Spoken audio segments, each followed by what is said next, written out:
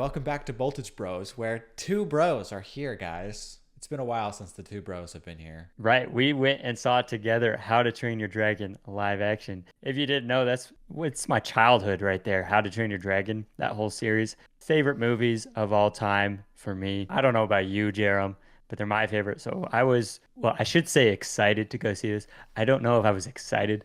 I was a little anxious, scared because live actions have not been going well, Disney. But yeah, Yeah, well, when Kenny says this was his childhood, I totally remember so many things that Kenny has said throughout the years of why he loves How to Train Your Dragon. I remember we went to the movie together when it came out, the animated version when it first came out. And I actually read the book before these movies came out. And the book is completely different. It's more childish, and I don't really remember too much from it, but the plot line is completely different. They just kind of took the title. And it makes me wonder if they did the same thing with The Wild Robot, because The Wild Robot is also based on a book, which I haven't read. And I wonder if that's just their strategy. They just like take cool titles and just make a different story. and adapt it like crazy. Yeah. And Yeah, just, I mean, they took the names right. and that's about it. Names of the Yeah. dragons, I think, and the names of the characters. Right. I've actually never read the books. When I say I'm a How to Train Your Dragon fan, I guess I'm not that far into it where I read the books. I stuck to the movies, but I think you're right probably. They just take the title, keep the characters and whatnot just to bring people in so that they at least come to the movie. And yeah. Yeah, so that's completely different, but it doesn't mean you're not a How to Train Your Dragon fan. Because I Right. remember when you saw the movie, you wrote in your journal about the day that you went to How to Train Your Dragon. Not to embarrass you. Right, but I was writing like from a few days. It was a few days ago, but I was writing as if it was that day. Yeah. I Yeah. mean, I really wish, I wonder if we could find that journal entry. I think you wrote it Yeah. on a piece of paper and then glued it in the front of your journal because it was like your first entry ever. Okay. Yeah. Interesting. I don't remember too well. I remember liking the movie. Our mom took us to the first How to Train Your Dragon movie when it came out, and she took us this time too. Yeah, she did. It was technically a birthday gift for me. My birthday was beginning of June. So that Nice. was my birthday gift to have everyone there watching How to Train Your Dragon. Pretty great gift. There you go. I mean, I think that's one benefit of remakes and rehashes of Hmm. things. At least you get to feel nostalgia. At least Right. you get to say, "Oh, I remember back in the day when I went to this movie. I'm going Yeah. to take my kid and it's going to be great for them." Well, and that's what makes these movies so scary almost, is because you have that nostalgia, you have those memories, right? Us with our mom. And so you're going to this live action thinking, hoping that you get to almost relive those memories. But obviously that hasn't been up to par as of late, which is why a lot of people have been scared for a movie like this. But different company, DreamWorks, I don't think they've done a live action adaptation yet, right? This is the first. I mean, it's the only one they can do. But I did see there's plans already for How to Train Your Dragon 2 live action before this one even came out. So they're definitely planning on doing the whole series here. Well, and the thing is, this How to Train Your Dragon movie, the live action, was the biggest opening weekend out of all the How to Train Your Dragon movies. Really? Yeah. That's kind of great. Well, I guess that makes sense because people already love this story. So they're expecting at least, well, I don't want to say expecting, but they're hoping for a good story based off of what has been in the past. Well, and so they have to keep making the sequels. But what did you think about this movie basically doing a shot for shot of everything that was in the original? Because we've seen other movies change some things, take out some things, update some things. This was basically the exact same. So what are your thoughts on that? Yeah, I have conflicted feelings about it. My first thought after the movie was that I didn't like that part. I wanted it to almost take a step up in maturity. It's another PG movie. There's nothing different, like you said. But my thought was the audience for this movie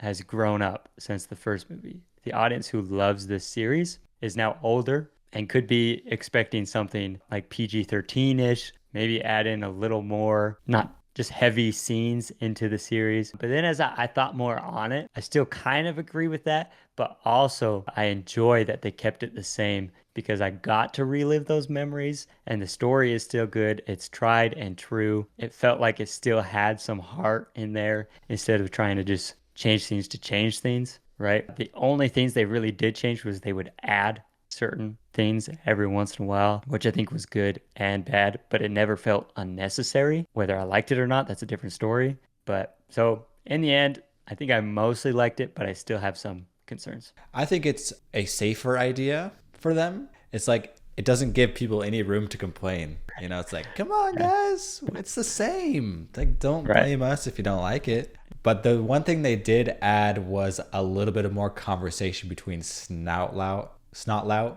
and his Right. father. And Right. little additions like that actually build the characters. So that was nice. And it didn't take long. You know, it's not like, oh, we have to sit here for another 20 minutes with Right. It's like a nonsense. 10-second thing. Yeah. It's just Yeah. like, we'll just got to add this one line and it builds his character. It's pretty cool. Right. And you did say that, you know, you wished that up to the maturity level a bit. I think How to Train Your Dragon has been lacking that a little bit because the first How to Train Your Dragon was great. Childhood story. Boy becomes a man. Right. And then the second one, they do kind of up the violence and Yep. up the theme, mature the theme a bit. And then His dad dies. yeah. And it's just like more heavy. And that's what you would expect from the third one to do that again, like take another step up. But the third one doesn't really. It kind of like goes back down Yeah. Yeah. to where the first one was. It's like, let's be happy and enjoy ourselves with these characters we like, which is great. But the step up from number 1 to 2 was really cool, I think. Yeah. And I wish more movies could do that. Right. I agree. I think it was necessary too, because these are the kind of series where the people who love these movies are growing up as you're coming out with them. And so you have to look towards that audience, make your movie towards that audience. And if you don't, then it's just another movie. And the people who would normally like the second movie aren't really going to watch it because they haven't watched the first one. Does that make sense? Yeah, well, there's lots of series that do it well. Right. You know, Harry Potter did it really well. There's also on the other side of things where if you do keep it the same, that does help as well. You know, like Phineas and Ferb. Yeah. Yeah, that's true. Like there's Yeah. some things that just shouldn't change. Right. You know, but definitely some things that can take a step up. And from How to Train Your Dragon 1 to 2, they did that really well. Yeah. Yeah, I agree with that. But speaking of things changing, there were, as we were talking about, a few things that they added in this live action. What's one scene that comes to mind to you when you think of the live action of something different? Something different. Doesn't have to be a new scene. Could just be something different in Are you trying to the call me same out scene. and say like everyone's skin color? No. Because that was different. That's what's, I mean, if that's what's popping up, then sure. But Yeah, everyone's Not what skin I was color is thinking. different. But hey, That's I true. mean, they added it to the lore, you know? So they had a short line where Hiccup's father was like, you came from this land and you came from this land and we're all together. Right. I mean, it's cool. You know, Yeah. if they want to change it up that way, it doesn't change the story too much. It just kind of adds to the lore. It gives different actors a chance to be in the role. So, you know, Yeah, I thought it was a good addition because it easily gave a background to their tribe. Is that the right word? I don't know. yeah. But yeah, it easily gave a background to their tribe and made us care more about the collective, which I thought was good. Yeah. And yeah, just added to the lore. And then there's a line at the end, which I wasn't sure was in the first one, where Hiccup says, you'd be crazy to move here. I think it's in the original. I might be wrong. So I'm not sure, but that also does kind of add to it as well. It's like we have chosen to come here as a family and we all take care of each other. Right. So I think it actually does add to the lore. And all the actors did a really great job at embodying their characters. You know, a little Yeah. cheesy sometimes, but Yeah. it's good. Yeah, I was pleasantly surprised. I don't really know any of these characters except for obviously Gerard Butler. He just played himself, which is great. Actually, what made me think about that was Aladdin, the live action. The genie is Will Smith in the live action, and he did fine. He did good even, but obviously Robin Williams is a whole nother step to take, and I don't think anyone could do that justice. I don't care who it is. No one's gonna love the Will Smith version more than the Robin Williams version, right? And so I think it was important for them to just take Gerard Butler because he did so well in the original and just say, hey, we're not recreating you. You're just gonna do yourself again, right? Which is perfect because I think if they had casted someone else, it would have made this movie way less good without someone like Gerard Butler. And it is weird sometimes hearing the lines that are in the first one and then hearing them now, because the lines are so iconic and then they just give it different inflection. It's like, that's weird. Yeah. That was weird. Yeah. Like, you just pointed to all of me. Like, Yeah. the way that Hiccup says his lines in the first one are just so iconic, and then they're just changed slightly, and it just kind of like that hurts my ear a little bit. But Yeah. but you have to do it differently. It's like watching a play.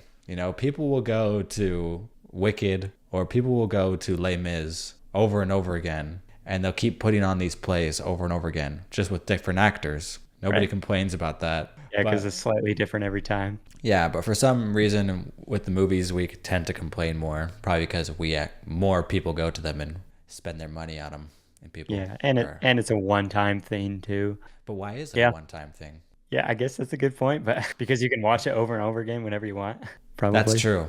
Yeah, you can. Yeah, that's true. Because you can have the experience and put it in whenever you want. And the play is different. You just see it once. Right, exactly. Now, stepping aside from the cast, the score of this movie was again John Powell. And what do you think of how he did in this movie? I just thought that the tones were just a little bit deeper. That's the only thing I could hear while I was in the movie. It was like, just the tones are a little bit deeper. It sounded a bit more heavy. I would still listen to the original if I had the choice. Yeah. The lighter tones make the melody stand out more, and when you add all the deeper tones, it fills, but it doesn't make you want to go do do do do do do do. It makes you want to just feel the music. Sometimes having that sharp melody is more fun. Yeah, I thought he did a good job. Like you said, I think he just added a couple instruments in here, make it a little darker at some points and whatnot. But I'm glad that there wasn't much of a change,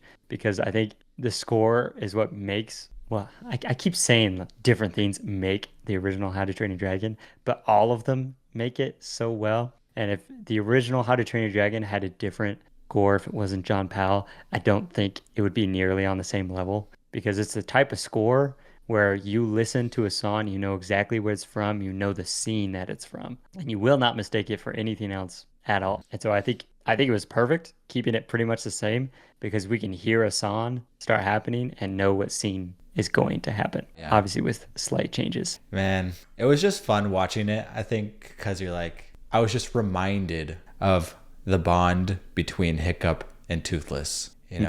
When he finds a dragon, he's about to kill it, and then he doesn't, and then they become friends. It's just the bond between them is so amazing.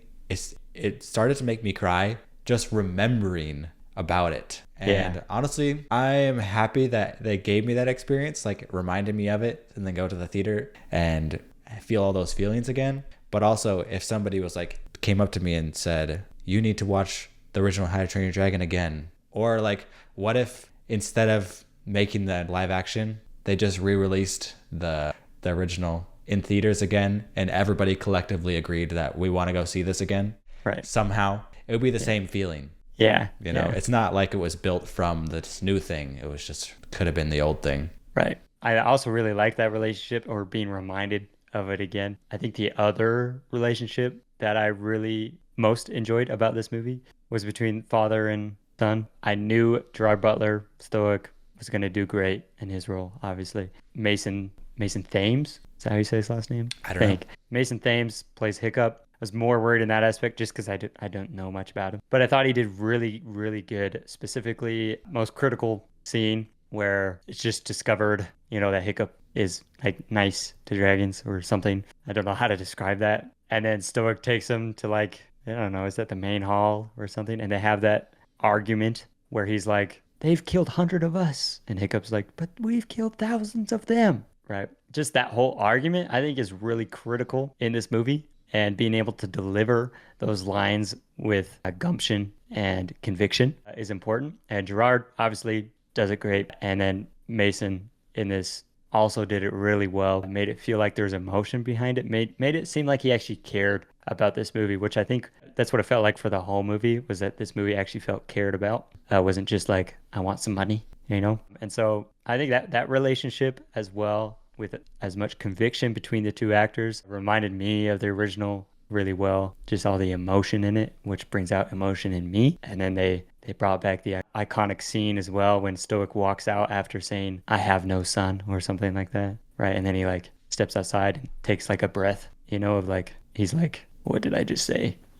Yeah, it's all done really well. I agree with what you said about the actors, especially the actor for Hiccup. He did it differently, but he did it himself, He didn't Right. try to play a caricature. He was like, I am going to act. I'm going to, like, I don't know what he did, but I can imagine him internalizing the character, really studying it. Maybe it has more of a magic feeling than the other live actions because these actors are younger. And so they kind of have the opportunity to really love the character and really not do it for the money, when maybe it's like some of the other live actions like Snow White or Beauty and the Beast, like these actors are adults. So maybe that's where some of the magic is missing. It's just like the genuine care about the story Right. and Right, because they're already big actors. yeah. Right. Yeah. In this case, I think pretty much most of them are just at least towards the beginning of their career, or at least they haven't had a big movie like this up until now that I know of.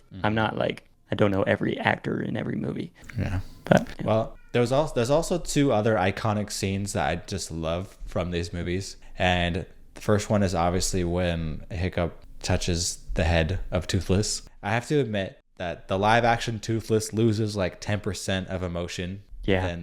But it's still good. Yeah. But it does lose some of emotion. But the iconic scene when he lays his hand on Toothless' head is still amazing. And my other favorite scene is when Stoic jumps into the water and looks at Toothless in the eyes and then like decides to unlock him, Right. Yeah. And it's just like that is the moment where Stoic really changes and decides he's on Team Hiccup, Team Dragon. Yeah. I'm going to change. I've seen that you tried to save my son. I've seen that I was wrong. I mean, a huge change like that, just embodied in that one scene of diving into the water, making that decision, and then looking into the eyes and just unlocking. Like that 2-second scene of his change is really, really amazing. Right. Yeah. I think it's important they kept all of the iconic scenes, because if there was even if there's just one of those missing, the whole movie would have been terrible. I don't know about terrible, but well, every time you mention a new scene, I'm like, oh yeah, that's so good, right? And so I just can't imagine a scene like that missing. You know what I mean? Yeah. And then there's also one scene where Stoic apologizes to Hiccup at the end. He says, I was just trying to protect you. And to me, when I heard that from him, I was like, that is the weakest excuse I've ever heard, But Yeah. somehow the actor in this live action, Mason, somehow Hiccup delivered the line, I know, Dad, it's okay. Yeah. And flew away. The way he delivered that just like made me okay with that apology, Right. It wasn't like, I must be reading into it way, way too much, but I think he delivered the line really, really well. I just saw in his eyes, I forgive you. It's okay. It's not the best apology, but we'll work on it, Right. And then he flies off. It's like, He's saying a lot more than what the words were. yeah. Yeah. Yep. So it wasn't something that he was like, Psh, you're trying to protect me? It's like, we'll work on this, Dad. We got this, Yeah.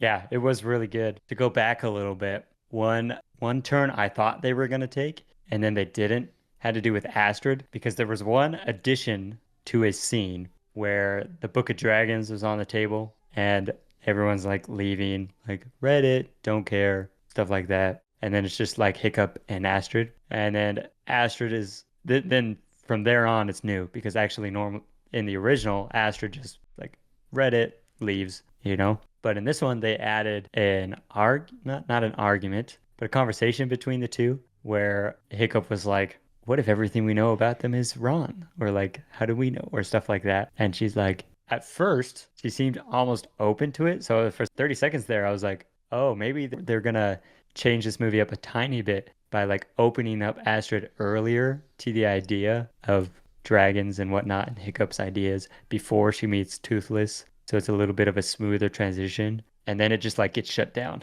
Then she's just like, figure out what side you're on. But yeah, so then I thought they were going to go the direction where she'd be more open-minded or something and kind of transition over time. And then like something like that. And then she meets Toothless or something. But then they didn't. And I think I'm happy about that. But also when I look at it, Asher's character does a complete 180. Yeah, really quickly. Really quickly. which I think the point of it is to show like how magical The the flight ride is. with Toothless, the flight is, but also it felt a little bit out of character. And that's in both movies, I think. Almost Yeah. too much, right? People's minds don't change that quickly, but And when it's live action, you notice things like that more. right. But when it's cartoon, it's like, I get it, you Right, know? because it's a cartoon, but when it's live action, it feels like it needs to be a little more realistic. Yeah. And so I don't know if I would have changed that if I did it myself. It seems kind of scary to do that because Astrid's character is so integral, her being such a good dragon killer or whatever. But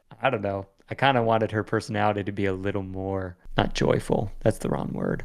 A little more open, I guess. Like, yeah, instead of the 180 just from the flight, you know? Right. Yeah. Exactly. So a little bit more build up, a little bit more realistic. I could see Right. that. Astrid is in the movie less than I remember. The movie actually heavily relies on just Hiccup. Yeah. There's Yeah. It's just basically his story. You know, Astrid is only there a few times. I wouldn't be surprised if her like on-screen time is less than 20 minutes. I would guess it's probably more than that. But yeah, she's definitely not in it a whole lot. If we go back to the originals, it's about the same. But Yeah. then in the second movie, they take a jump. I really love the second movie, but they definitely spend more time with side characters than they do in the original, right? It's very focused on Hiccup and coming of age. Yeah. And I just And so saying that just because I'm impressed with Hiccup the right, actor, like how much right, was on his shoulders. That's all I'm saying. right, right. Yeah. I hope they continue that. I think with the second live action, the second movie I really love, but my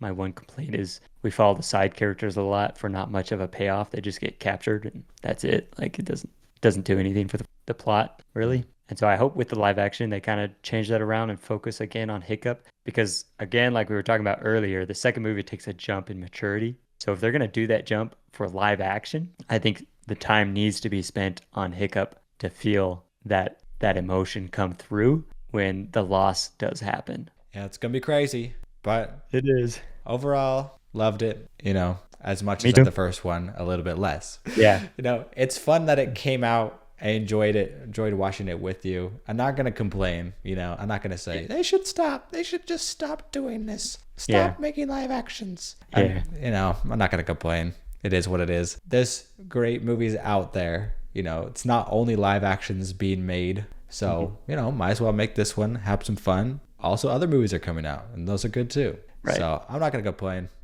Yeah. Yeah. I think I'm the same way. I love the first one. I love this one just less. If I had to choose which one to watch, I'm going to watch the original 99 times out of 100. That's not because the live action is bad. It's just because the original is better and there's more nostalgia there for me. Who knows? Maybe this is some like 12-year-old kid's first time ever watching How to Train a Dragon. And this is the one they love, which fair. But yeah, I'm going to stick to the original. Still think it's a great movie, but definitely doing live actions better than we've seen so far. All right. Well, this has been Boltage Bros. It's been a while since we've been back. Having a long movie discussion. We got to add it to our movie discussion playlist. We've discussed a few movies if you guys want to go check those out. I've been making weekly videos. So subscribe and join our brotherhood. Yeah, subscribe. Recently hit 500 subscribers. Now the goal is 1,000. So help us get there. We love doing this, and we thank you guys for the support.